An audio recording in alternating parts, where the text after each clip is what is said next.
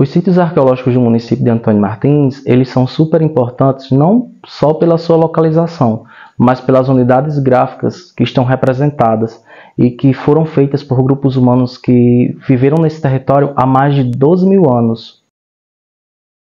Os sítios arqueológicos, eles são locais onde você pode encontrar vestígios de habitações de civilizações pretéritas.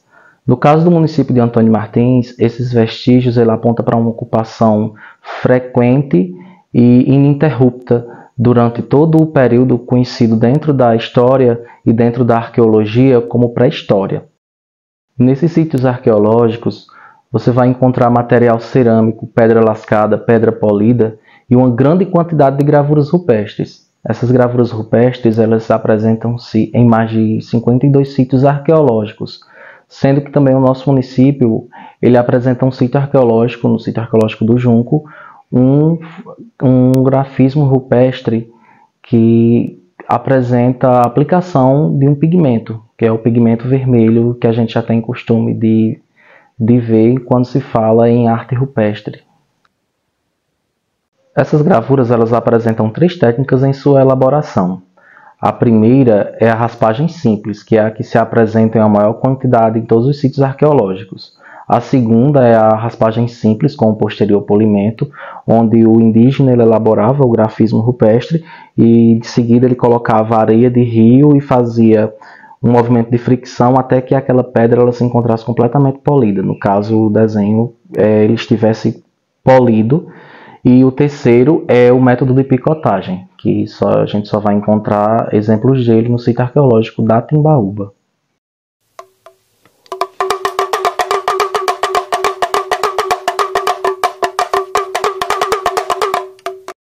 Quanto às temáticas elaboradas, nós vamos encontrar exemplares das mais variadas formas. A gente vai encontrar desde a presença de representações de antropomorfos, ou seja, a representação de corpos humanos, como também de suas partes, e uma quantidade expressiva de zoomorfas, que são figuras que representam os animais que esses grupos humanos eles tinham contato, como teiu, lagartos, quelônios, como o cágado, tartaruga, jabuti, peixes das mais variadas espécies, serpentes e tudo mais, e os fitomorfos, que seriam as representações de plantas. Nessas representações de plantas a gente vai encontrar a representação muito forte da carnaúba.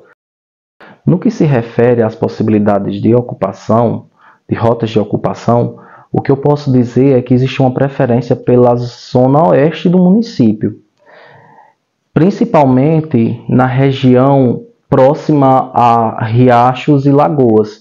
Esses vales úmidos eles formavam em meio à caatinga seca uma espécie de oásis em que a presença de água também favorecia a presença de alimentos para esses grupos humanos, bem como a sua estadia por longos tempos.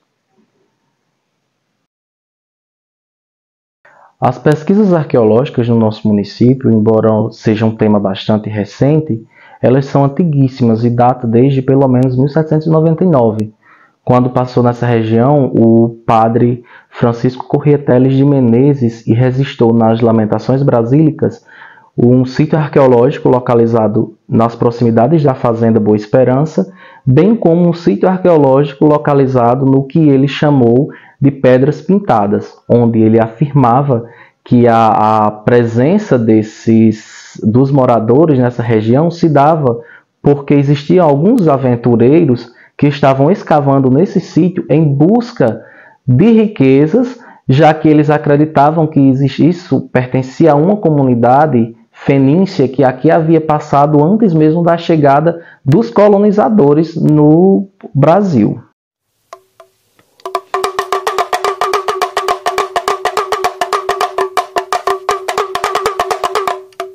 Em setembro de 1963, uma equipe de arqueólogos da UFRN passou pelo nosso município, no sítio denominado Pedra do Letreiro, hoje sítio arqueológico da Ramada, e fizeram um registro de algumas fotografias, bem como elaboraram uma ficha que serviu de apoio para que fosse realizada a primeira inscrição junto ao IPHAN de um bem arqueológico em nosso município. Isso acontecido no ano de 1998.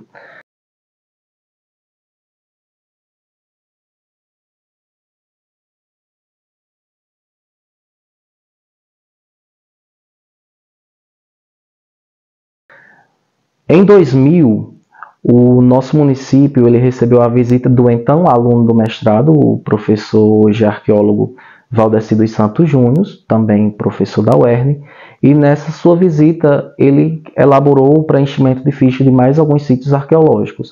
E então ficou reconhecido dentro do município de Antônio Martins 4 sítios arqueológicos em que se era possível presenciar vestígios dessa ocupação humana em nosso território.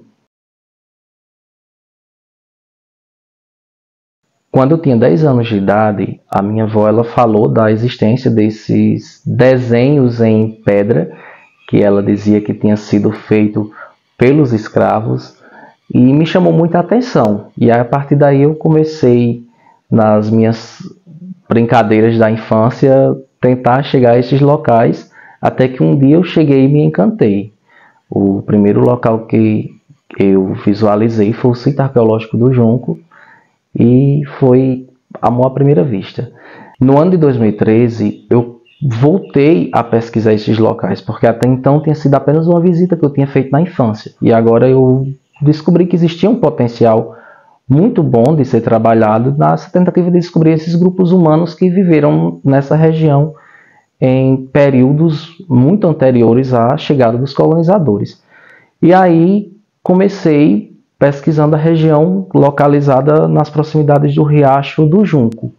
E aí de 4 sítios foram aparecendo 8, foi subindo para 12, 18, 28, até chegar à marca de 52 sítios arqueológicos com gravuras rupestres e 2 sítios com a presença de pintura. Muito embora essas pinturas elas já estejam desaparecendo pela própria antiguidade e também com os elementos da natureza mesmo, que faz com que elas se percam.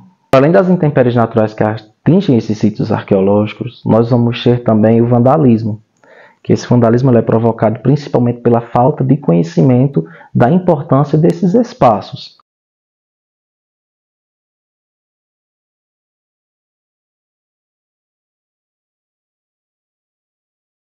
Um dos sítios que está fadado ao desaparecimento, justamente pelas as próprias questões, tanto natural e principalmente pela ação antrópica, é o sítio arqueológico da Pintada, em que a gente vai presenciar que uma grande parte dos grafismos rupestres ali presentes eles já foram retirados pela própria quebra de pedra que acontece naquela região. Muito embora os quebradores de pedra, o pessoal que trabalha na lavra do granito, eles já entenderam e eles não quebram mais nos locais onde existem esses painéis. Mas muito já se perdeu e a própria passagem dos caminhões para pegar esse material produzido faz com que acelere esse processo. E esse trabalho de educação, de orientação, com relação a não quebrar onde existiam os grafismos rupestres, ele deve muito à Maria Emília, professora Maria Emília, da Vila Pintada, que conversou com os quebradores de pedra que sobrevivem disso, e isso é importante frisar, porque é justamente de onde a maioria das famílias que ali vivem tiram o seu sustento, a sua sobrevivência. E aí vamos ter uma discussão sobre patrimônio e sobrevivência justamente a partir desse ponto, que se eles não retiram a pedra do sítio arqueológico, eles não comem, eles não se alimentam. Então, é necessário se trabalhar de forma que tanto seja preservado o sítio arqueológico, como também seja mantida a única fonte de sobrevivência que tem o pessoal que ali reside.